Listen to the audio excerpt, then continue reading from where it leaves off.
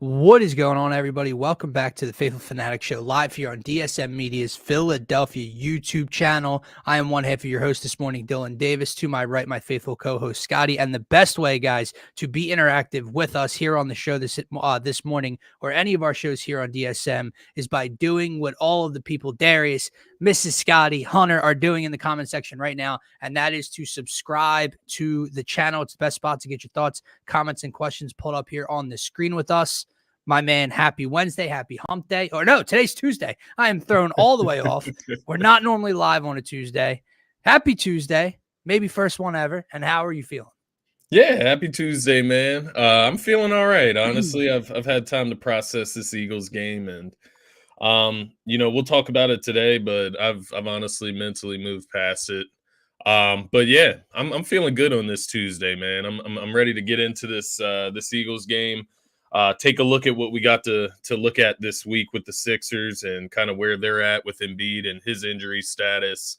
But yeah, I mean, despite everything that's going on right now, I would say I'm doing pretty well. I mean, things aren't the greatest in Philadelphia sports right now. I mean, between that Flyers trade last night. Oh yeah. Yeah, I mean, it's all coming too. No moves from the Titans yet. But you hear they offered $300 million to Yamamoto, but he didn't want to come to Philadelphia. No. Well, everybody wants to be with the Dodgers right now, apparently. Yeah. So they're creating this super team that spent over $1 billion this offseason. I don't understand how that's interesting. Total side note. I guess it's a baseball thing. I'm not a lifelong MLB fan to fully understand how the salary cap works or if it even exists. But that's just wild to me, man. That's just wild to me. Yeah. They're somehow like the Cowboys. I mean, the Cowboys, if that was the NFL, the Cowboys could just go out and sign every single player that exists. It doesn't make sense how that's allowed. But I mean, when you have money, I guess you have money, man. You do, and they've found a way to defer 70 of the 72 per, or whatever it is, 68 of the 70 per of Ohtani's roster even more future.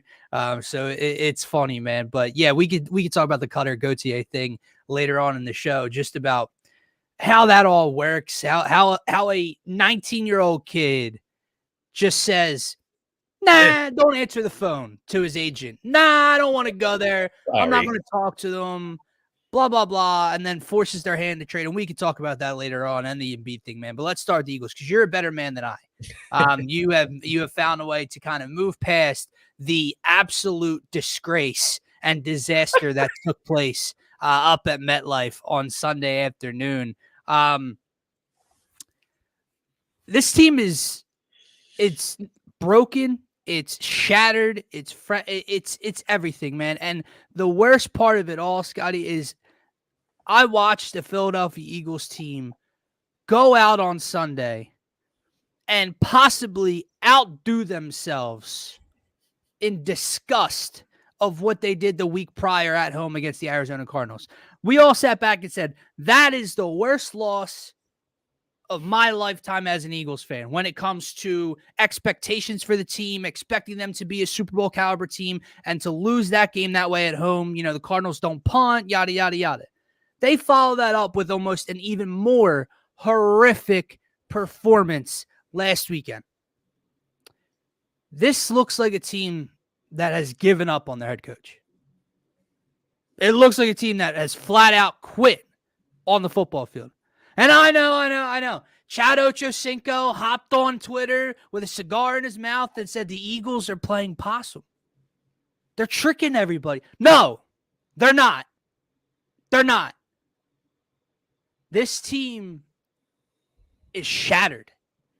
And maybe they go out and later on in the week, we're going to talk about the Bucs game. And we're going to get rah-rah and I'm going to be right there with you. Maybe they beat the Bucs. That, to me, is the end of the road after that.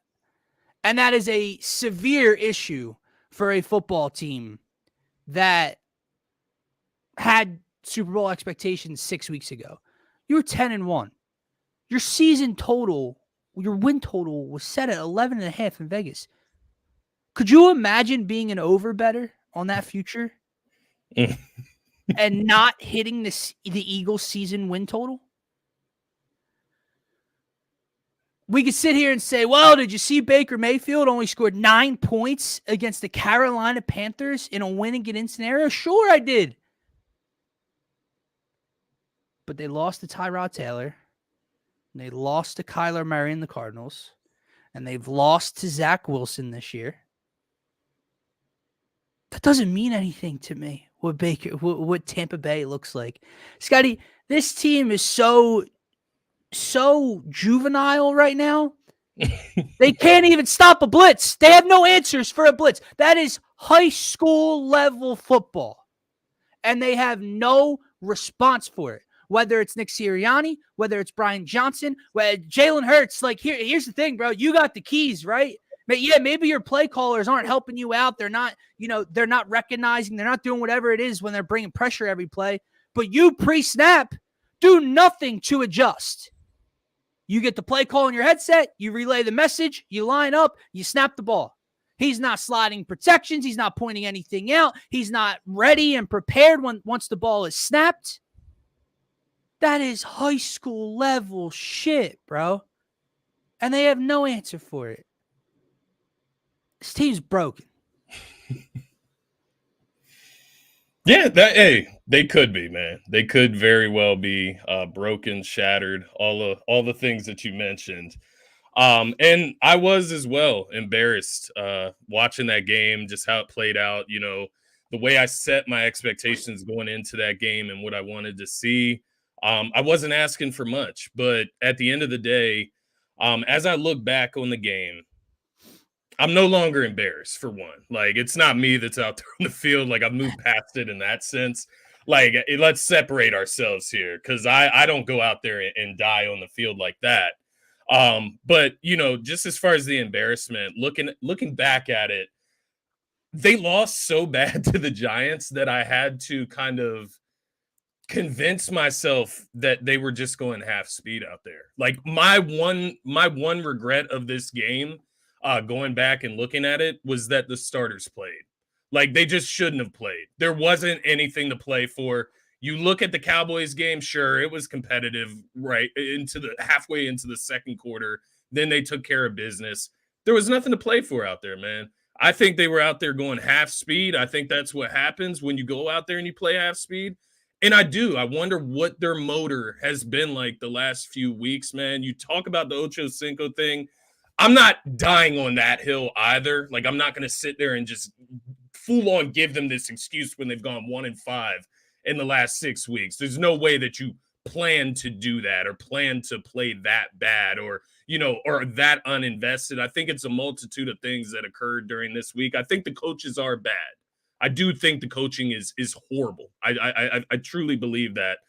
Whether it's Sirianni, whether it's Brian Johnson, all the way through to the defense, I don't know. I don't even know what you do to fix it because there's so many holes in each part of it, right? But I don't know. I just look at these guys out there on Sunday, and A.J. Brown, for instance, right? Like, he goes out there, he makes the catch, he fumbles the ball immediately, right? Looks foolish right there immediately. But then he starts grabbing the knee and, the knee's tweaked, whatever. He's getting the MRI on it. I look at that and I look at him freaking out on the ground. Obviously, I know there's the people out there that believe it could be out of embarrassment. I get that as well. It very well could be after you give the speech that you did at the press conference. But there's also a part of me that feels like maybe he did just twist his knee. Maybe it is MetLife Stadium, and you freak out when you twist your knee at MetLife Stadium. And he didn't need this game. He didn't need to be in this game, so he goes off the field and he never comes back. And that's honestly what they should have done with every single one of those starters. Just get to the playoffs healthy and play your cards from there, because they didn't go out there and play football anyways. That's the way I'm looking at this game. Like you said, the last few weeks, it has not looked different. They've lost to quarterbacks that you can't even begin to imagine that they've lost to, right? My belief full on here, Dylan, and my hope that I go into this Bucs game with, you mentioned the Bucs. Obviously, they didn't put out the greatest performance either. But like you said, it's not about the Bucs beating the Eagles. It's about the Eagles beating themselves, and that's what they've been doing the last few weeks, right? The turnovers, the different mistakes with penalties on offense, the defense just not doing anything. And that's where I'm at. I think the offense ultimately, yes, it looked horrible against the Giants. Yes, I get it. You didn't have Smitty, you didn't have Swift. I think the offense can look much, much better. I think Hurts can play better. I think, you come out of a game where you get blitzed to hell and back. You're going to go against a team in the Bucs that you're going to get blitzed to hell and back again. Make an adjustment, fix it, right? You get plenty of film to study after this game. Bro. So, like, my thing is, I do think the offense will get fixed. I think there could be a little bit of going through the motions for the offense, but I do believe the defense is cooked. The defense is not going to win you any games. They're going to lose you games at times, and that's my worry going into this postseason, and that's why I would agree ultimately after Tampa Bay. Do I truly believe that the Eagles should be favored to win, or do I expect them to win? Do I think they can win? I do. I think they can beat anybody because we've seen the talent and them at their peak this season. But at the same time, they can lose to anybody, and that's what they've shown at this point. But yeah, man, I get where you're at. I guess I'm just going, once again, trying to be optimistic as we go to the postseason and hope for the best. But you have every right. You are optimistic, Scotty. I will give you that. You have every right to feel the way you feel. I'm not discrediting. And what I will say is, come Monday night, regular season, 0-0, every team. Let's get it. Let's get down to business. I mean, the Slay stuff, that stuff is corny. Don't get me wrong. There's problems within this team that are real. The identities, right? Like the toughness of the team. It is all in question. I will say that. Slay gets on Twitter after the game. He's on Instagram, posts and seeing. I mean, are you fanboying? Quez Watkins posting the Instagram. I mean, Quez Watkins, this is my point. And I get like he is a fourth string wide receiver at this point. Quez Watkins posted after the final game of the regular season like it was the final game of the season. Like he was posting his peace out Philly Instagram post. I'll always bet on myself because he knows he won't be back. Like, bro, you have a game on Monday night. Yeah. Yeah. And he put out like a farewell post. Yeah. Right? That's the problem. But again, I'll be right there with you Monday night. Yeah, you did say that. Expecting a win and hoping that. Yeah. That's the fan in me. Yeah. The person with a microphone in his face right now, I question so many things about it. Like you just said, you're not buying all into what Chad Ochocinco said, but maybe there is something there. And I would say, fuck that. Well, we've been going half speed for the last 6 weeks. For the last 3 weeks? What does that say about you? What does that say about the head coach? I'm like, I get it. Like, that's where we have to hang our hat, our hope, because if they're not going half speed, then there is a real issue. We have to hope they're going half speed so something can change in the postseason. But I would just say bullshit. Because what does that say about your ticker as players, as coaches, as an organization? So I can't really, I hope with it, but I can't get down with it, right? And the other thing, you mentioned the offense. I agree wholeheartedly. The defense, oh boy, like I get it. You didn't have Fletch. Slay's coming back. Slay maybe helps a little, maybe. I don't know. I agree. This defense can't tackle. They can't stop Tyrod Taylor. They can't stop Zach. They can't stop anybody, okay? They're cooked. And the offense, obviously, they have more talent. They have the better track record this year, last year. We saw what they did in the Super Bowl. Like, we know those pieces are there. So we keep, again, hanging our hat on the fact that there's a possibility a light bulb goes off, okay? That's the hope. The problem is what you said. The adjustments. And my fear is that you're speaking Mandarin to Nick Sirianni and Brian Johnson. That's my fear. All right. Like, what has happened to this offensive line and to this scheme? Because the issue, and I know Dan Orlovsky has pissed us off as Eagles fans the last couple weeks, but he pointed out something very important on both sides of the ball. I don't know if you saw his breakdown about Hassan Reddick dropping back in coverage the first play of the game. Okay. But then on offense, yes, Wink Martindale was bringing pressure after pressure after pressure, and they had no answer for it. They would not adjust to it. That's the fear against Tampa Bay because you know Tampa Bay is going to bring it. But Scotty, this offensive line in pass pro, even when they were faking pressure and only bringing 4, he did a breakdown of us having 7 blockers, and they only rushed 5, and Cam Jurgens got exploded through, and Jalen was rushed out of the pocket in 0.2 seconds. 7 blockers, 5 rushers. The math's not mathing.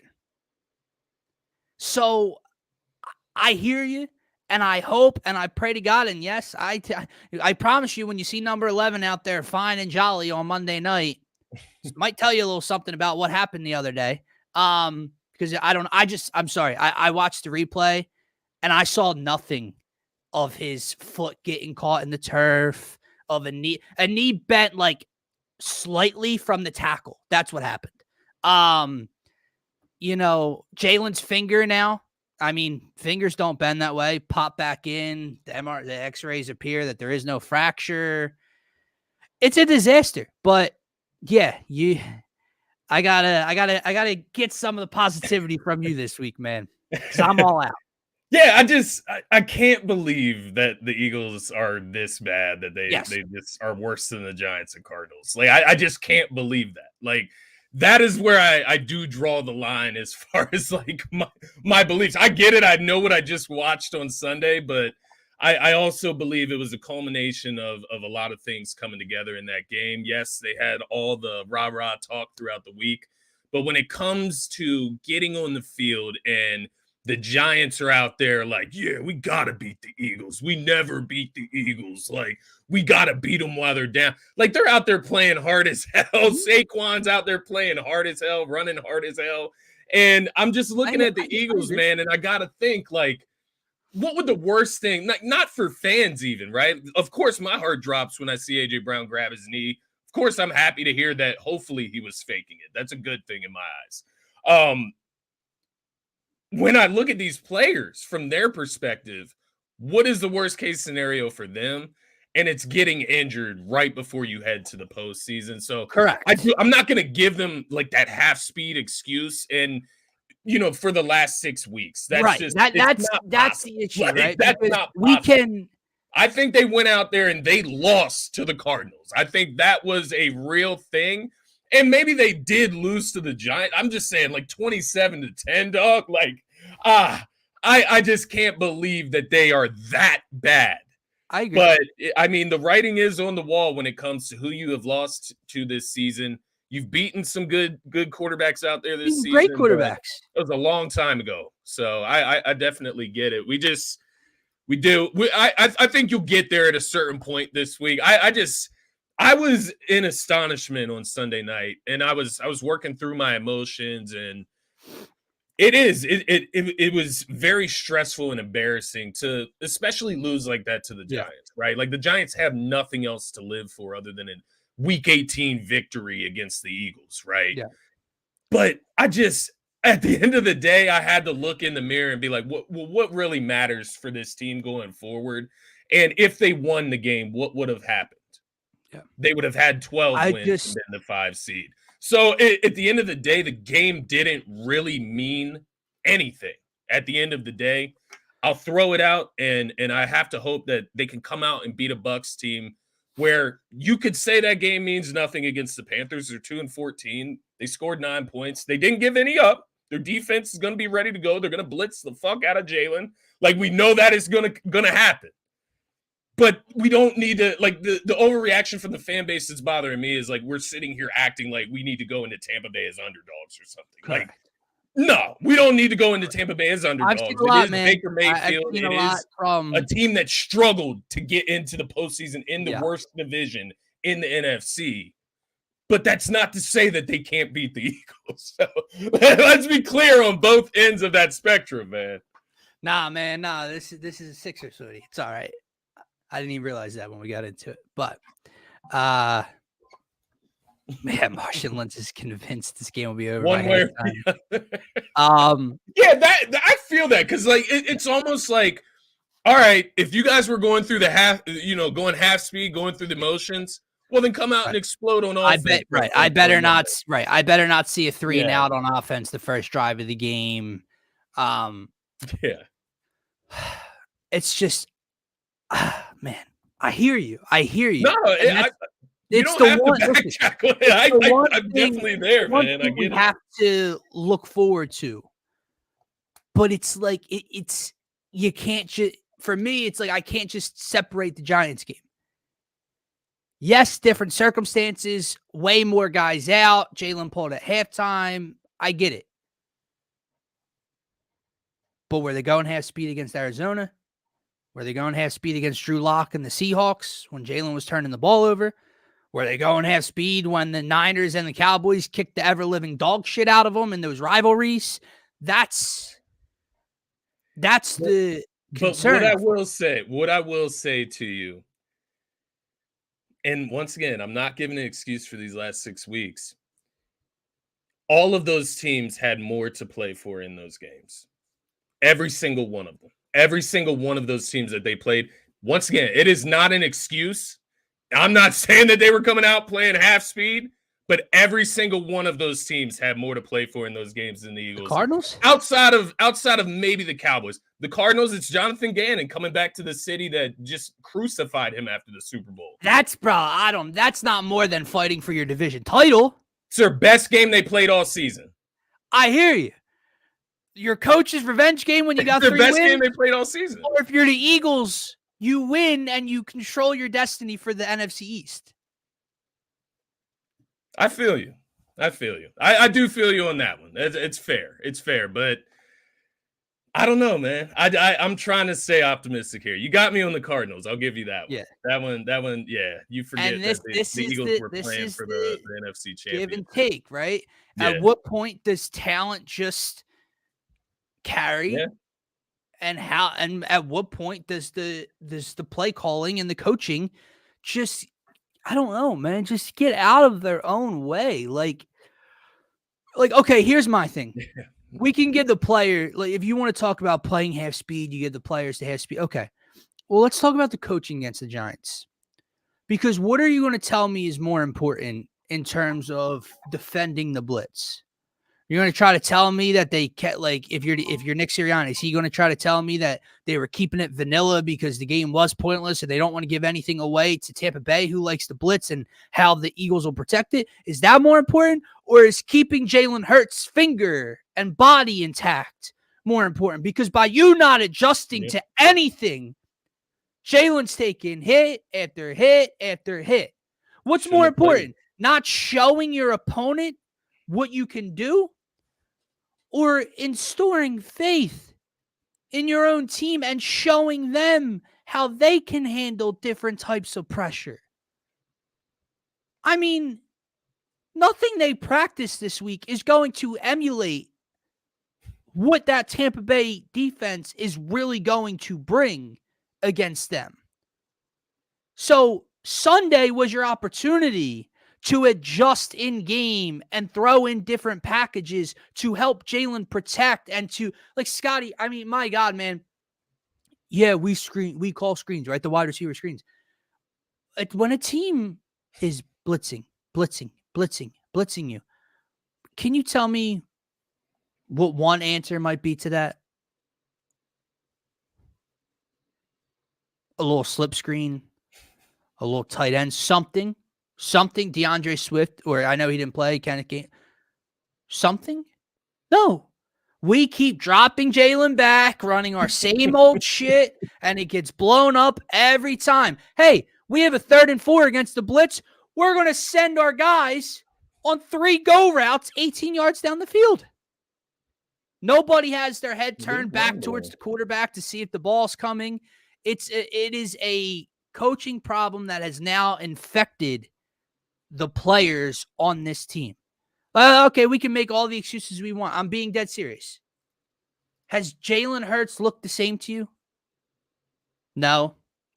Has A.J. Brown looked the same to you? I mean, even when he gets the ball now, Scotty, he's fumbled about 3 times over the last 4 or 5 weeks. Does Dallas Goedert feel the same to you? No. Does the offensive line feel? No.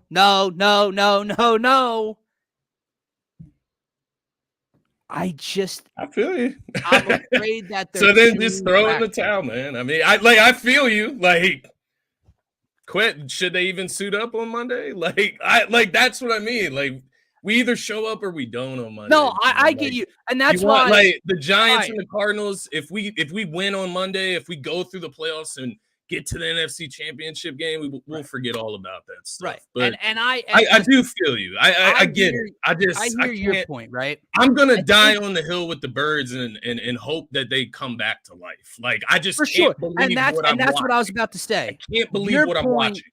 Your point is what I can get down with. I'm gonna ride and die with this team. Like I can't believe they can't address in terms of rooting and watching them, right? But you also comprehend and understand the fact that, hey, this is what they've been doing.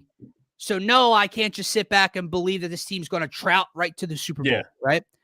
The issue I have, my lovely fellow Eagles fans, is I'm seeing too much of the rah-rah, backs against the wall.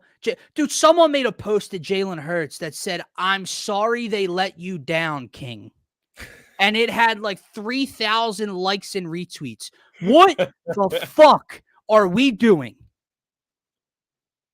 That's where more of my pent-up aggression with this team comes out. Because guys, they have not given you anything. They have not shown anything to have us saying, oh, no, they could beat the 49ers in the NFC. No, they could, and I'll root for it. That'd be taking it a little far.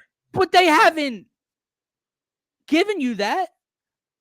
You know what I mean? That's where more of the frustration comes from. That's my thing. Like I'm not gung-ho ready to take on the Niners. Like, no. Where I'm at, I'm one game at a time now. I have moved into postseason mode. I am now 0-0. I understand the Eagles go into Tampa Bay on Monday. Just show up, win this game, play like you're supposed to, play. Yes. Just do like don't do half of the things that you've been doing in the last 6 weeks, and you'll probably win this game. You're more talented. You are, like, specifically offensively. Right? Like that's how I'm looking at it. That's how I have to believe in my postseason mode. And I think depending how they show up, like, don't get me wrong. Let me put it this way. If the Eagles come out and lose that game against Tampa Bay, everything is up in the air. I think Sirianni, his head's on a plate. Like, we have to have some serious ass conversations, not only about Brian Johnson and Sean Desai and Matt Patricia, but the head guy in charge we're going to have a talk about. How he's going to have a look in the mirror and have a reevaluation of how he does things and how he addresses the holes on this team. Yeah. Like, that is what we are looking dead in the eye if they lose this game on Monday. But if they win this game, if they come out and win by 10 or win by 14 against the Bucs in Tampa Bay, we go to the next game. We take it game by game. Maybe it's Dallas in Dallas. Maybe it's San Fran in San Fran. And you evaluate the way they are playing at that point, right? So no, I agree. I'm just taking it game by game at this point, but you have every right, man. You have every right to feel the way you feel. Realistically, that's all anybody can do, right? Because even if you are the most confident fan base in the world, the Ravens, the 49ers, you know at the end of the day, once that clock starts ticking on game day, that everything's on the table, right? Yeah. Like, you're favored. You can't afford to save any energy, anything. You have to leave it on the field, and that's where we will truly find out who this team is. Like, that's when we will find out. All the excuses, there is no room for them come playoffs. And that, I guess, is where I'm at. Like, that's a better way to put it. And that's like I'm stepping for the Eagles. I'm not. But that's exactly where I'm at, right? And this is where Nick Sirianni's job really comes into question. Yeah. Because if they lose, like you said, man, we know that there will be a new defensive coordinator next year. Yeah. I think we understand that. Yeah. I think we also can agree there will be a new offensive coordinator I next pray, year. man. I pray. The one guy that you could seesaw back and forth with was the head coach. It was Nick. The track record, the Super Bowl appearance, the overall record with Jalen since starting the job. Yeah. But it's how this is played out. Yeah. Because if he loses, again, that means his team quit on him. Yeah. There is no other way this Eagles team loses on Monday night outside of coaching and this team quitting on their coach. And that's why he will be fired at the end of the year if they go one and done. And I see people, since they already made the playoffs, we know this, blah, blah. I see people in 3 years, wild card, Super Bowl, back in the playoffs. Yeah, that's cool. 10-1, 11-6. Yeah. Drama, drama, drama. Bad team, bad team, bad team. And then a first round exit when you see the year one thing is and everyone's relatively healthy. Right. Everyone's relatively healthy, given Slay back, AJ good, right? Smitty good to go. Everybody's pretty primarily healthy. Because, Scotty, we're a team that we're not just happy to be here. That's the problem. Yeah, yeah. We're not just happy to be in the dance. So that's where Sirianni's job would come into a lot of question if they were to lose this game, right? But on the other hand, I did see one of Darius's comments earlier in the show, and I hear what you're saying, and that is the point, man. We can go back years to just wishing and praying that this Eagles team would squeak into a wild card in week 17, week 18. We've gone into playoff runs with Nick Foles replacing Carson Wentz in an MVP year and looking like garbage the last 3 or 4 weeks of the season, and we still got up and ready on game day. So double doink. I'm not going to sit here and pretend like I'm so out and down on this team that I don't even care about Monday. No, that's stupid. Yeah. It's just I can't pretend like I have all the confidence in the world in this team. It is the biggest collapse that I might have ever seen in my time as an Eagles fan. Like, to be clear about where we're at, I think it's unprecedented. So I don't know if there's any right way to handle this, because it is the biggest collapse that I have ever seen in my Eagles fandom lifetime. Like, I can't remember, specifically when I was a child, 1 through 10, which years were which and what happened. But in my time as a true fan, watching every single game, every Sunday, I think is the biggest collapse I've ever seen. Collapse is the key word, right? Because there have been disappointments and letdowns, right? Yeah. Like that 0-2 Rondé Barber, pick 6 in the link when they were supposed to be, they were the best team.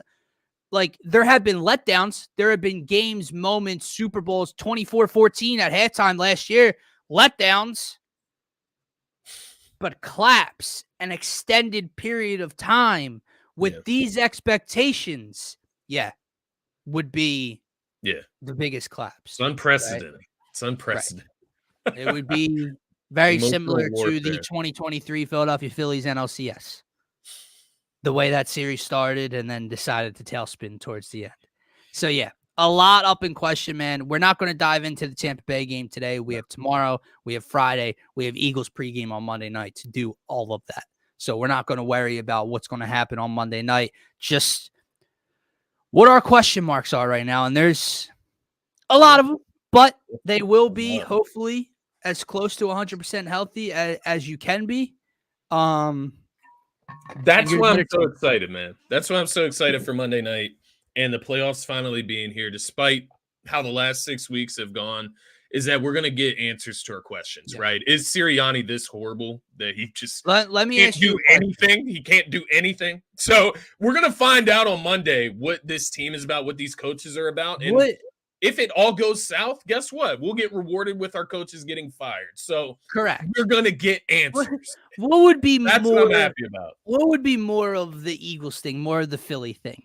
Would it be to kind of, the fan base still believes in you and we talk ourselves into this hypothetical win and then you come out and lay an egg like last Sunday? Or would it be more of an Eagles thing to look the way you have over the last 6 weeks and beat Tampa Bay like 31-14. You know what I mean?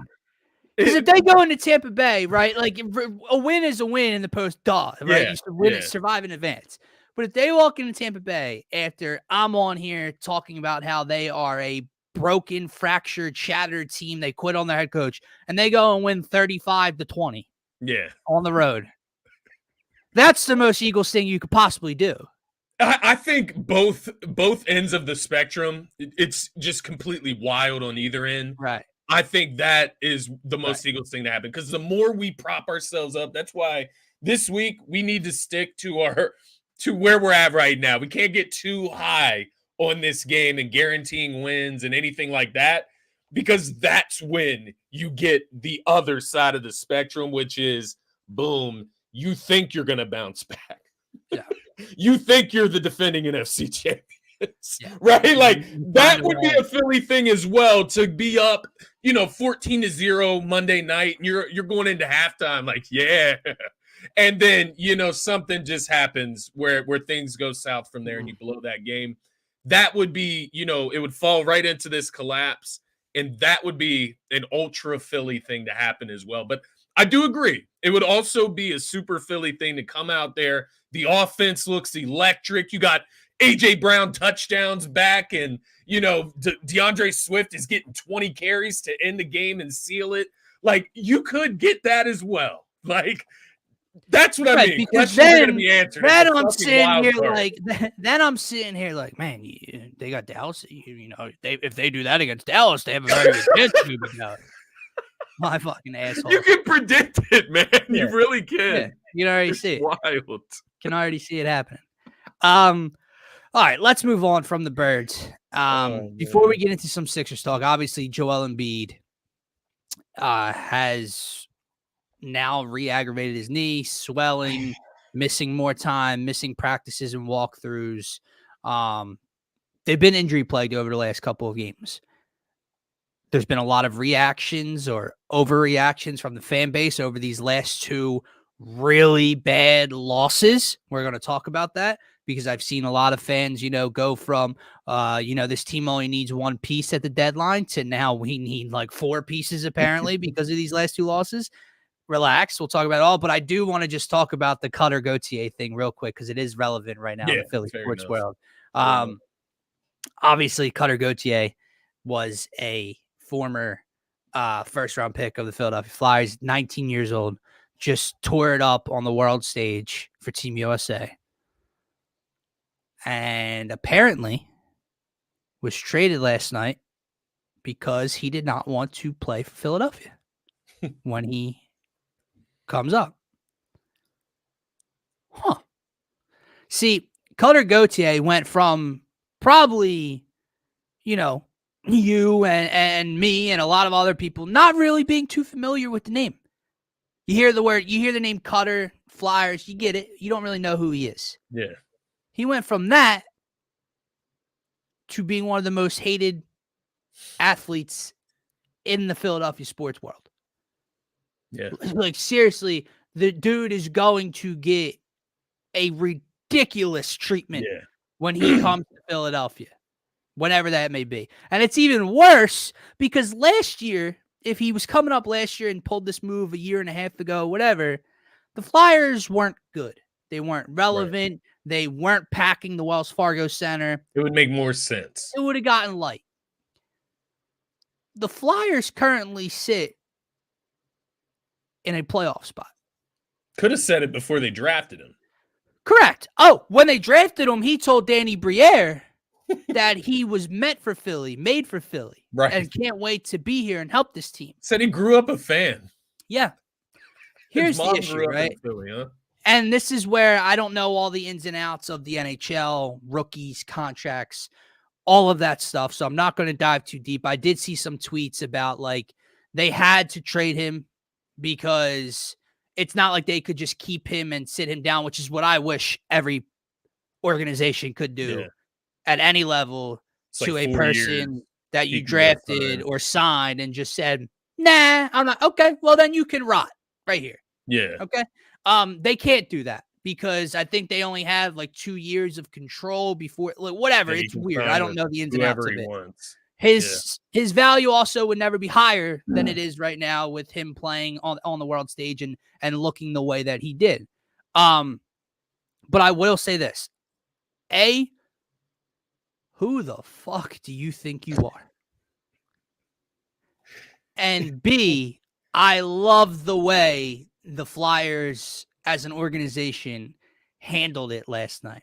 Yeah. And I love the way they have kind of inserted themselves in the heart of Philadelphia. They are like Danny Briere, Jones. You've been here a long time. Torts is John Tortorella, right? He's nuts.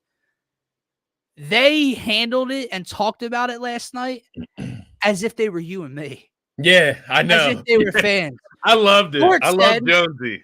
Oh, Torts man. said, I don't know, cut her from a hole in the wall. Then we don't want him. Danny Briere and Jonesy said, if you don't want Phil, like, basically, we don't want you. Yeah. You're not made for Philadelphia. As it should be. Former Flyers players quote tweeting it. If you're not bleeding orange, we don't want you. And I think it's awesome because it's exactly how we would handle it. And this Flyers team that's kind of been on the outskirt of this fan base, right? Of not Nobody having really believes it, right? Nobody outside of the Flyers diehards really believe it. It's on the uprising, right? And to kind of insert yourself and appeal to the fan base of how you handle it, I thought it was perfect. Like, dude, and you're a 19-year-old nobody at the moment. Yeah. Who are you? Like, even Al Morganti on the intermission show said it. Like, who the hell are you to not answer the phone when Danny Briere or Keith Jones are calling you? It's wild, man. To say no to any professional organization is just completely wild to me. It's completely wild to me. Even before the draft, to say that, like, it's a red flag. Like, so if you go somewhere, you're either not going to play because you don't love the sport that much to just play it where you get drafted and professionally and make millions of dollars, right? Like, you don't love it that much.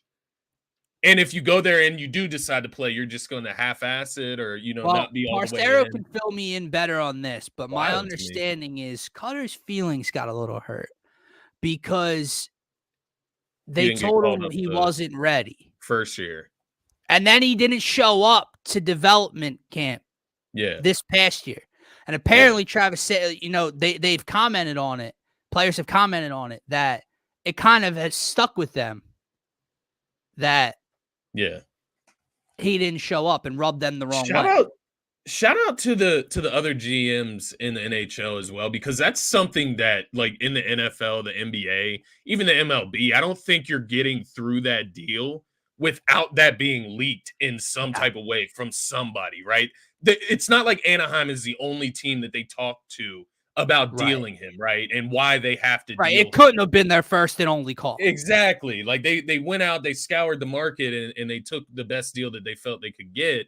And so for no GM, no president, no owner, for that to not get leaked out at all is actually kind of wild, because the value could have been driven down significantly if it's leaked out that he just simply is not going to play here. Not that he doesn't want to, but he's no one will move him, because, again, it comes down to the fact that not only is it like, in the NBA, when a guy is sitting out, James Harden's pulling a James Harden move and he's not reporting and it drives their value down. It's not only that, whatever the law, whatever the contracts are, whatever the situation is, in a year or two, like, the Flyers no longer would have control of him. I heard whatever. So what I read and what I heard, because apparently Kevin Hayes did it as well to the Blackhawks, but basically you have like that explains things. Yeah. I was listening to the radio this morning. They talked a little bit about it on 97.5, and then I also read an article online. And basically, I believe it. They said you have 4 years that you can be under the team's control, but if you don't step in and sign, after that, you can sign with whoever the hell that you want to. And I believe this is already year 2, right? I believe it's been 2 years of Cutter. So exactly, like they had no real choice, which I hate, because to go where he wants, right? Like, if you already waited. I hate that. It's nuts, man. What did you It's think about the Kevin absolutely Hayes crazy. thing, man? Did you think there's Well, any so that truth was to that? interesting, right? Because that's Yeah. what the dude Ant Sanfo I forget. I'm Yeah, not I even know gonna what you're try to talking pronounce it right about. now. Yes. Sam, I He don't know. reported it that Kevin Hayes had influence, or was it, kind of talking to Cutter about this. Kevin Hayes, then there was a tweet by was it Whitney or Biz? I forget. One of them tweeted that they just talked to Kevin Hayes and he said it's bullshit and that Ant is an effing liar and spreads misinformation all the time and blah blah blah. But now, like, I had no idea Kevin Hayes did this to the Blackhawks. Yeah.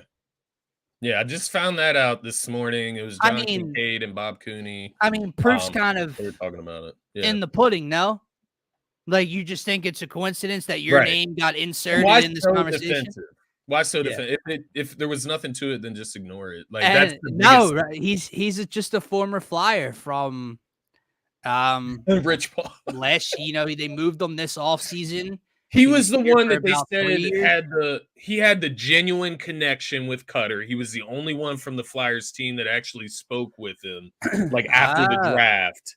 And they had, like, connections or something from Boston College. So that was, like, the guy, the connection to the team. And so everybody was saying that whether it was Kevin Hayes saying something to Cutter or him just being traded, that's why he didn't want to come to the team. Yeah. But I don't know. That doesn't see it. Like, there has to be something more to that, I feel. I don't know. Yeah. I don't know. I saw him in a podcast. He had on his Boston gear. I wonder if it's just like a Boston thing, man. He's a Boston guy and just he is. And then willing what to was play for it? Philadelphia. Not to torch the guy too much, because was it his brother that played for Boston that passed away? Like Was it? 2 I years don't know ago? about that. Oh, you didn't see any? It was No, all I over didn't when see he was anything still about playing that. for the Flyers. His brother, I want to say he played for the Bruins, passed away. So, like, Kevin Hayes' nephew, like, there was all these different videos of his nephew coming to Interesting. Flyers games and stuff like that. Yeah, I did not know that. Yeah. So I don't remember if he played for the Bruins or not, but I want to say he did. Yeah. And here's the funny thing, man. You're not going to hear from Cutter Gauthier until What if he doesn't sign for Anaheim? Right, until he's brought up to Anaheim or wherever he wants to be. You're not going to hear from him, and when you do, he's going to be a 19 or 20 or 21-year-old kid who is not going to take responsibility for it all. Right. And he's going to say that he felt the Flyers treated him as such and blah, blah, blah. And that's why he made the decision, because he didn't feel like he was a part of the Flyers. Whatever. You don't want to be here. You don't want to be here. But I just, again, I think it's incredibly funny that they can even have this power. Like, because think about how that sets you back as a franchise. Think about what it potentially does to the Flyers. Like, bro, we already have these concerns about Michkov. We have no idea when this kid is actually going to come over. That's the franchise-altering guy. Yeah. But Cutter was supposed to be the Robin, right? Cutter was supposed to, like, that pair, that duo coming kind of up around the same time. Cutter's here shortly before Michkov, maybe. And then the franchise has two cornerstone pieces. And this could potentially set the Flyers back. Yeah. You have to hope Drysdale, because I heard he has, like, injury concerns he comes with. That's why he was part of the deal, even though he was a former sixth overall pick. But, man, it's like, that's a defenseman, right? Like, that's not answering the call. Like, that's not even in the same part of the game. So it is unfortunate. It's a little disappointing as well, but I think that turns into hatred, and that's ultimately, he could have been the golden boy at the end of the day, right? One of the golden boys of the team, and instead he's going to be a guy that will be hated in Philadelphia. Right, and now he was 19U Mr. USA, right? Like, he could have been the face of the organization in a sense. Literally. You know what I mean? Because listen, I know Stephen A did this with Ohtani, and people ripped him for saying Ohtani isn't the face of the MLB because he can't speak English, all that, and it was nuts because he's the best player in the world. But like, think about it: if Cutter was here and Mitch Cobb was here, yeah, Mitch Cobb might be the star, Mitch Cobb might be the superstar, but Cutter's the more personable, right? Because how's Mitch Cobb going guy to relate within when he's speaking? It's just it's more difficult. Yeah. So if Cutter's here and he is close to a star, he's going to be the guy that's received better, right? He'll be the guy that gets the jersey. So I mean, it is true to an extent, especially with the NHL, man. So it is. It's and the Mitch Cobb thing's frustrating, bro, because you already know he can't come for probably 3 years. Yeah. Russia doesn't even want them leaving anymore. They're trying to put shit in place to not even be eligible to go anywhere almost. So things could really again, it's not like he's this 23-year-old, 24-year-old distinguished athlete. He's just as young as Cutter, so he's impressionable as well. Like, we just don't know. And think about that. If Cutter Gauthier and Matvei Michkov both decide or both never play for the Philadelphia Flyers, what have we been doing for the last 3 years? It's crazy that it's crazy hockey is that way, man. It's crazy. Yeah. You know what else is crazy? Is that Joel Embiid misses a few more games and the Sixers look like a AAU basketball team. Yeah, what, man, over the weekend I was talking to my wife and I was just like, man, this is like a movie of Space Jam, but like for like all of Philly sports, where like the talent is just getting sucked out of these teams, man. From the Phillies in the NLCS, man, they get the talent sucked out of them for the last 5 games in that series, 4 games in that series. The Sixers now, right? They lose Embiid, but that doesn't mean they have to look like a shell of themselves. Nonetheless, they come out, and you have questions about pretty much everybody outside of Maxey, Embiid, and Oubre after that last game. If you're overreacting, I would say.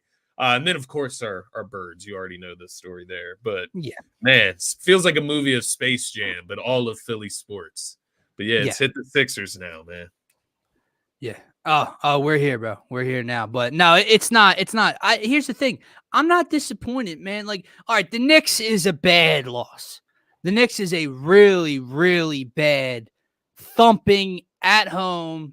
Everybody's available except for D-Mel. National didn't like the energy, right? Right after the OG trade. They're undefeated with OG Anunoby at the time, blah, blah, blah. And they come into Philadelphia and absolutely torch the Sixers and Embiid. So that's a bad look. But when you want to talk, the Jazz game and the games without Joel, the Bulls game and all this stuff, man, again, I hate to be that guy, but you can't put any stock into those games. Yeah. Because we all know that everything relies on Joel Embiid being healthy and able to play in the postseason, right? The only thing I will ask you, we had it with the Heat, believe you had it in the Bulls game, and you got it again in the Jazz game. Is there any concern at all with you? I know he's our boy, with how Tyrese Maxey has looked with Joel Embiid out of ball games when defenses apply. And again, I know that kind of is irrelevant when we're sitting here. Well, it doesn't matter because he's not going to get those looks with Embiid. And if he is because Embiid's out, it doesn't matter because we're going to lose anyway. So I know it's kind of irrelevant, but is there any concern? 9 of 24 against the Jazz. He was horrible shooting against the Heat. I think he wasn't good against the Bulls the last time when Embiid missed the game. Is there anything to it? What I would say, man, overall, no, I'm not too worried about Maxey. I think, you have your bad shooting nights if you're going to shoot the ball as much as he needs to. But I will say I'd be lying if there wasn't a slight concern on the consistency of the 3-point shot right now. And I think that's been, in those games where he just is having these horrible shooting nights. It's because he's going 1 for 7, 1 for 8, 1 for 9 from the 3-point line, 1 for 6. So the 3-point shooting has to get better. You have to wonder if a little bit comes from just having to handle the ball and run the offense more and just having to use his legs more. There is no Harden to take half of that away, right? Like maybe Pat Bev and Tobias and Joel bringing the ball up the court and D'Anthony Melton sometimes. Maybe that takes about 25 to 30% altogether away from Maxey. But I think he has a lot of responsibilities, and it's not to say that he can't adjust and just be better, right? Get stronger and get his shot right. I just think that's my one worry. I would like to see him have a nice stretch of games where he hits, 3 out of 6 or gets back up over that 40% mark from the 3-point line, because we know he can do it. That's my problem with it. We know he can shoot 42, 43% from the 3-point line on a season. He did it last year. Now, obviously, maybe that's just the highest mark he'll ever reach in his career. But I would like to think that he can at least get to, 39, 40% from the 3-point line on the season. Aside from that, I think it is what you said as far as Embiid being out. Like, I completely agree with that. I think game to game, of course, like against the Jazz on Saturday, you'd love to see the test. You would love to see them answer the call and just win that game on Saturday. But you not only were you missing Embiid, you're missing D-Melt, you're missing Tobias Harris. Like, that is a lot of points. Like, just in general, a lot of points missing. So I just can't put too much stock into that game. All I would say is that, over a season, there's going to be games that Embiid misses. You're going to have to win a few of them without him. But come postseason, playing game after game without Embiid, you're not winning. Right, it's not going to matter. Exactly. So different looks during a Tyrese Maxey, again, they're kind of irrelevant because when he's on the floor, when he's playing, they can't do it. Yeah. And if he's not playing in the postseason, well, doesn't really matter. Exactly. I think just the confusing thing is like why teams, when Embiid sits and Maxey's on the floor in, from a game to game perspective, why teams don't throw those looks at Maxey in those moments. That's kind of confusing, but maybe not all teams like can do when it, Embiid is playing, but not in the game. Yeah, not in right. When he's out for 5 minutes and Maxey's playing for 5 minutes, how does the offense run this? You know what I mean? How is there no adjustment on that edge compared to when he misses the full game? But I do, like I said, I kind of, our fan base, I love them to death. It's just, the Sixers are 23-10, Embiid's playing at an MVP level, and this team only needs one slight move at the deadline to help push them closer to being a contender, blah, blah, blah. And then they lose 2 games, one without Embiid, and it's like, we need 3 new pieces. What are we doing? Relax. All right, please relax. Another thing, I'm not making excuses. The scheduling the NBA has handed out to the 76ers is so utterly ridiculous. The number, we have 3 back-to-backs coming up over the next month or so. 3 days in between. We've already had back-to-backs this year. We have the worst advantage of rest in terms of opponents from a game perspective. And then like you said, now they're off for 4 days. And I get it. Embiid's hobbled. Melton was out. Tobias was hobbled. So you could say, well, it's good timing because it gives them time off without games. But at the same time, what is that hole in the schedule? Yeah. Why? It's weird. It's weird. And I feel like it hasn't been like that in the past, man, where I'm sitting here watching a game on Saturday. I look at the schedule. And I'm like, when's the next one? And it's not until Wednesday. Yeah. They don't play tonight either. They play tomorrow. It is kind of crazy the way it's structured out. But man, I think it is a little crazy as well. Just the overreaction, right? At the end of the day, what do you expect them to look like against the Jazz? Quite honestly, unless Maxey and Oubre just have a lights out game from 3-point line and everybody else around them is hitting a few threes mixed in there, you're not winning that game, especially the way Lauri Markkanen, he was on fire that night. So overall, you got to just kind of throw that game out. Now, when you look at the sample size, you don't want to look back and see 0 for 10 across the season without Embiid, right? You would hope that they can step up at least some of those moments without the big guy there. But from a long stretch look of things, you just can't operate like that. Coming out of this, does it change your perception on what the Sixers need at all? Like maybe not from like a quantity of players standpoint, Yeah. but shooting guard, a floor spacer, 3-and-D wing, a backup big is something I've seen floated around. Yeah. I mean, you know me, I've been on board with the backup big even prior to the year.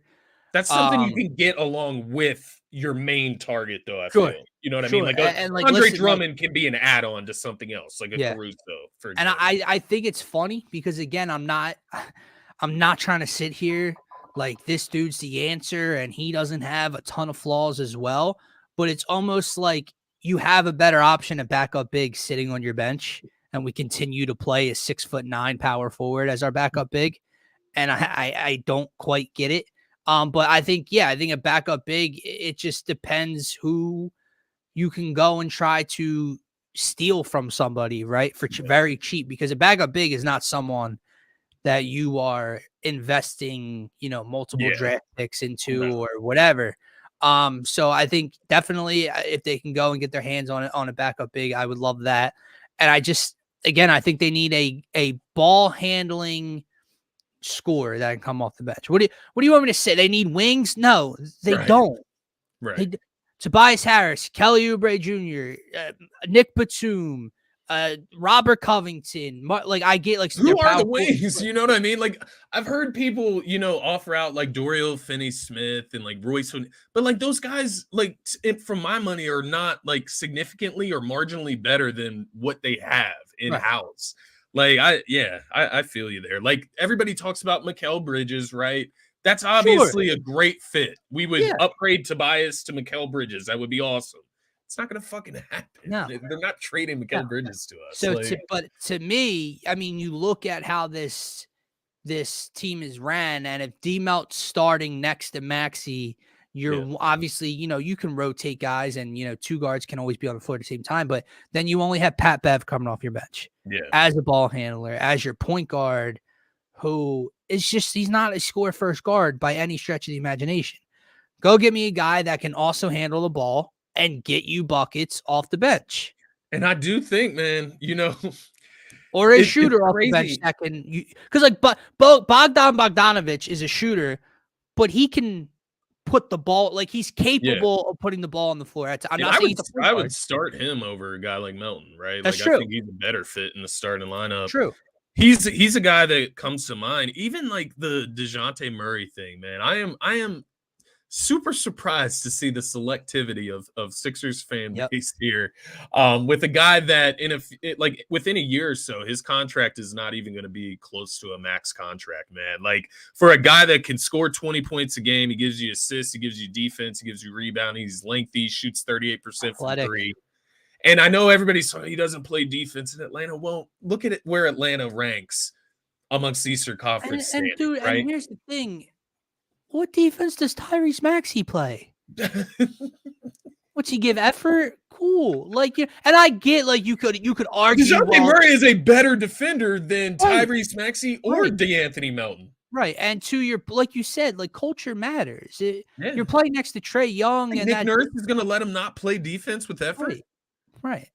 They're, as Marshawn Lynch said earlier, they're running suicides right now for the way they played. Right. And not to mention, like, you can afford some flexibility with guard defenders when you have a 7-foot defensive player of the year candidate logging behind him, right? So it's like you don't need, like, sure, like you would like this long guard, but like, and then think about it. Think about who's in your way when it comes to Boston and Milwaukee. What do you need? Length. Yeah. You need length. To stop Boston. At the very least, you could throw him on Derek White or Jaylen Brown, right? Like that's what you could do with DeJounte Murray. Is throw him on a Jaylen Brown or a Derek White, who always fucking cooks us. So yeah, man. I don't understand. I'm with there you, are man. guys that I want, like I've other seen than you him. battling. I've seen you battling on Twitter, or X, right? I just think, we judge players off of, solely the way they play on these bum ass teams. And it's like, sure, Kelly Oubre, you would think, looking at him last year on the Hornets or the last few years, that he would not be able to contribute to winning basketball because of the culture that he was a part of. People said that when they signed him. Literally said that's why he didn't get a contract. He had to take a vet minimum. Right. Like it doesn't. He's not everybody is going to be like Kelly Oubre, but he does show you that guys can change according to the culture that's Right. surrounding them. Everybody talks about Miami Heat culture, right? How it changes people, makes them better. Well, that can be true on different levels, right? Like Right. maybe the Sixers aren't Miami Heat culture.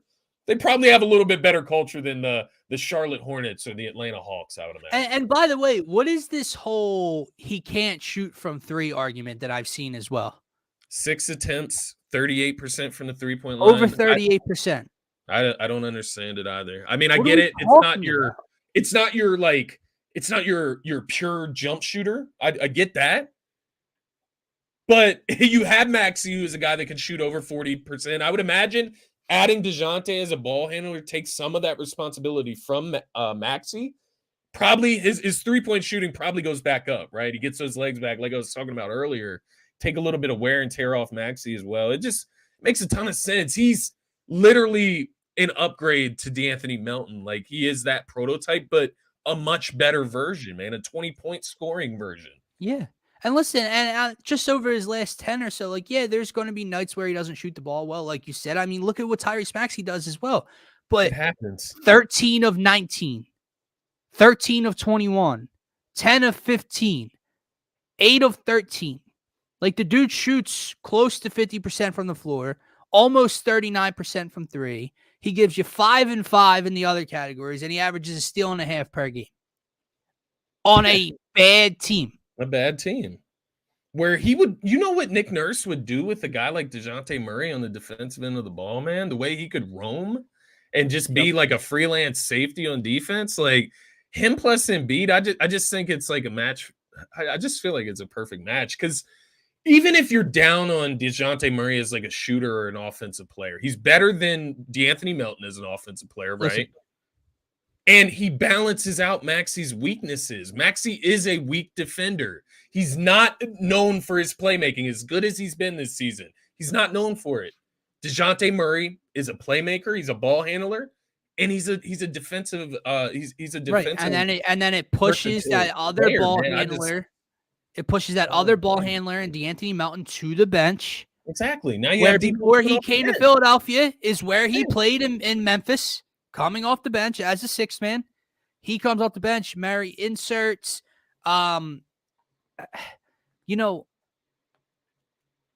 I don't know. I don't get the pushback. And I understand that you should build your team by just trying to make yourselves better and not trying to beat specific teams.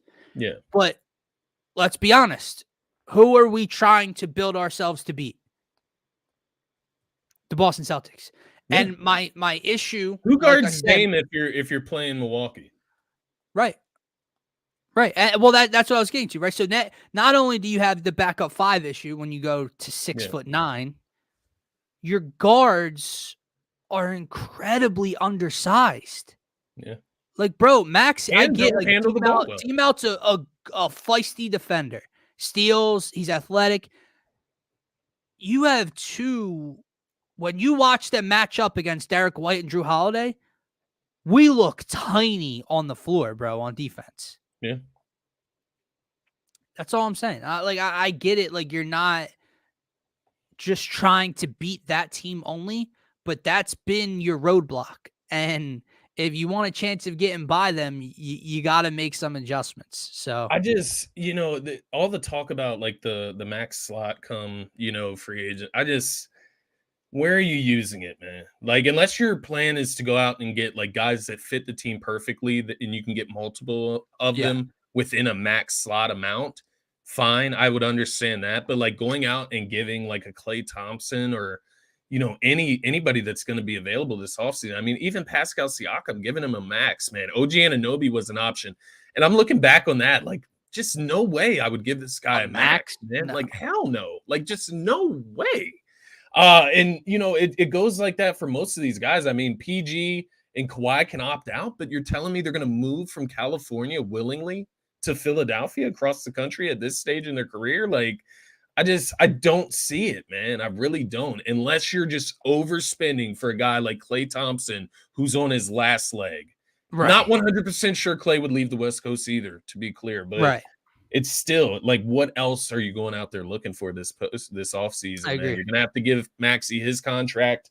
And I think, whether it's trading for somebody now or trading for somebody in the offseason, that would be the route to go.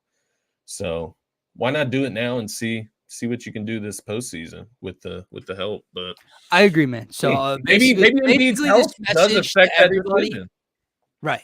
Basically, this little message to everybody watching or that's going to watch is that the goal is still the same. Yeah. And these 2 losses should not have altered your course or your direction of what this team is and what they need at the deadline. Who Because we were nobody talking about before the deadline looks is like a still who they juggernaut should right be now. targeting at the deadline. What'd you say? Nobody in the league looks like a juggernaut right now. I mean, the Celtics, sure, they have the most wins in the league. They have the best record, but they just Milwaukee, got 150 dropped on them. Or not 150, but they just lost to the Pacers 133. 135 basically Yeah. last night, right? The Without Bucs just Halliburton, he lost goes last night down in too. that game. So I believe Milwaukee just lost the last Bucs night just too. lost to the Jazz like we Yeah. did, but they had Giannis. So Right. come on, like, you know what I mean? That everybody has question marks, and the Sixers, do I think they can compete for a championship the way they're constructed right now? No. Like, I think they could get further than they've gone, maybe, Yeah. right? Like, maybe depending if Maxey can answer that call come postseason. But are they winning the championship as is? The jury's out. We got to see them get back healthy, right? Yeah. D-Melt, he's got that. I will say the health is a little bit of a concern, right? Between Embiid's knee and his ankle. The ankle jam from Tobias, is this a joke? What the fuck is an ankle jam? What is an ankle jam, bruh? Like, I've never heard of that. I've never heard of it either. Okay, sure. I'm sure he'll be back next game. And then D-Melt's back injury, right? Like, we saw what he looked like the first season when he was struggling with the back, and he, at least this season, has looked a lot more explosive. He was able to dunk again. So I'm not glad to hear about those injury concerns, but yeah, right. And you've had you've had Batum missing time, and he's a vet. So there is, obviously, we missed Kelly with that incident. So there's been a lot. There's been a large injury bug circling this. How about the fan base coming to realization on like guys like Jaden Springer and it's amazing, man. Paul Reed. It is interesting. Paul Reed, I'm not dissing him at all. He's a power forward. It's like you said, he's not a center. But can I be honest with you? Yeah. No, he's not. Like, he can't shoot. So like, in this day and age, player, man, he's awkward. I'm going to be brutally honest with you. He was not built to play basketball in this era. He's not. I mean, and what do you want? What do you want? Gets by with hustle. Oh, he rebounds well. Because he exerts. He tries harder because he has to try harder because he's so undersized. And I'm not saying that's a bad thing, but at a certain dude, I mean, Scotty, man, the other night he puts the ball on the floor and literally dribble, try like this awkward high crossover, turns his back, fade away, and like skims the front of the rim. What are you doing? Jaden Springer, dude. And I get it. You got to let kids grow. I get that's part of the development process. Again, I know I sound impatient. I don't have time for it. Yeah. You know what this regular season is about, and specifically this time going into the deadline? It's figuring out what my rotation needs or is missing so I can fix that, and then I'm getting my rotation down pat for my postseason run. I don't have time to worry about getting Jaden Springer minutes so he can grow right now. I'm sorry. I don't care. The Jaden Springer thing with me, like, don't get me wrong. He's got good defensive intangibles, right? Like, he can block shots sometimes. He can get in passing lanes. He's got good defensive intangibles. But if you can't shoot or dribble as a 6'4" guard in the NBA, then what the hell are we supposed to do with you? Like, I don't know what we're supposed to do with you. This was my breaking point with him. The game when we needed the team total, they had 110 with over 8 minutes left, and they didn't score another point. Remember that game last week? Yeah. Oh my God, yeah. Disgusting. He came in as the point guard in the final 8 minutes.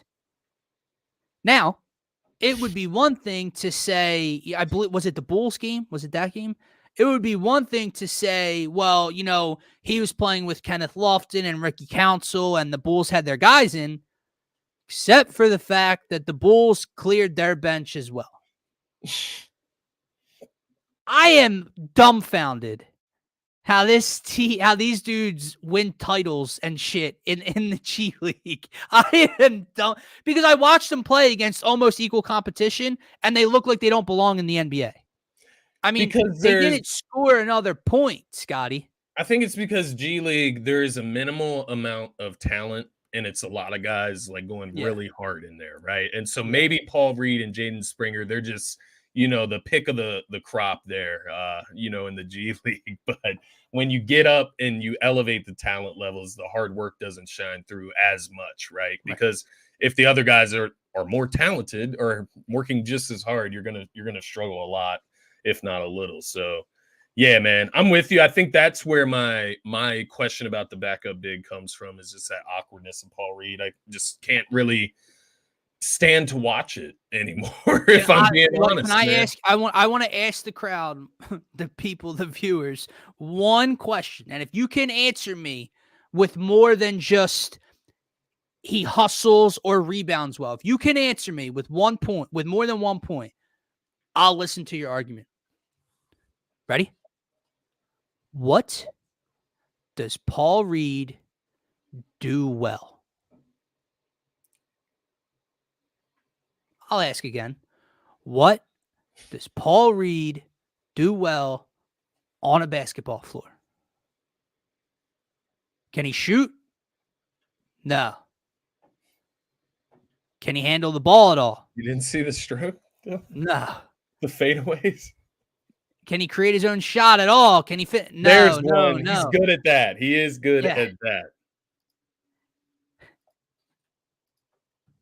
Honestly, if you can answer me with more than just and it's Scotty, let's be honest, man. He doesn't rebound well. He rebounds well for his size. It's not like he's out here just eating up boards over Andre Drummond and shit. He rebounds well for a 6'9" backup center, and he hustles. Shooting 37% from three, man. Averages half of an attempt per game. How many attempts do you have on the year total? Let's see. 16. Yeah, and every now and then he'll hit a mid-range. He'll do something that you go, oh, Paul Reed just did that? And then he'll also do something. But it's also, if this was like in a serious moment within the game and like it doesn't go in, you're gonna rip your hair out. Yes. That's because Paul Reed should never have the ball in his hands. Yeah. With the game on the line. We get mad at Tobias taking mid-range twos. Right. But it's okay for Paul Reed to shoot him fading away? Like, hell no. Right. So the answer is it's okay to do that. You know what Paul Reed is? You know what he's starting to look like? I forgot he hit those free throws. That's hilarious. Man, he did do that. Remember that, bro? Games. He locked in. Against Boston. Do you remember him hitting those free throws? He locked in. He locked in against Boston in that first game. Forgot about that. That's hilarious. That's funny as shit. You know what I wonder if Paul Reed's going to turn into? I wonder if he's going to turn into like a Korkmaz guy. Where he's on the team. Certain people love him in the fan base, and he's a likable guy. Like, I'm not rooting against Korkmaz. No. Just ready for him to be off my team. Right, I'm just telling you how it is. Like, I'm sorry. And I don't play in the NBA, right? I'm not around the NBA. So people know you don't know ball. No, I have a pretty good understanding of the game. Try. Watch. And I could tell you that it don't cut it. What's the difference between him and I guess the difference would be that he shoots it, but like Ben Simmons taking like a mid-range. Yeah. The form looks really similar to me, just opposite hands. But I'll take it a step further. It's even worse. It is The ugliest thing you'll see in the NBA. Man. Anywho, that was not to like just Go drag in. Paul Reed through the mud. Get it? It's not his fault. It's Yeah, management. It's I agree. management's fault. I agree. When you look back on that now in hindsight, are you disappointed with Daryl that they matched Utah's offer? Because Yeah. that was one of the like right bigger now, earlier yeah, things I he would did. say right now, unless something drastically changes, right? Whether he starts contributing or figures out his role or an identity for himself on the team, like, yeah, I'm regretting it because you could have literally used that money elsewhere. Dak not done yet. Nah, we talked football for the first 40-ish 45 minutes. minutes? Yeah. But we're about to wrap up anyway, man. But we appreciate you tuning in. If you don't already, subscribe. We will be back tomorrow morning talking more football and playoff football as well. So Definitely come through. You can shit on us. yeah, we deserve all of it right You now. can shit on us. It's all good. We'll take it. We take it like champs. But anyway, guys, that is going to wrap up this Tuesday edition of the Phaithful Phanatics show. As always, if you are new to the channel, if you like the content, make sure to support by smashing that subscribe button on the YouTube channel. It is the best spot to get your comments pulled up here on the screen with us throughout each and every one of our live streams. Better than Twitter, TikTok, Facebook, all that stuff. So make sure we appreciate each and every one of you. For myself and Scotty, have a great rest of your Tuesday.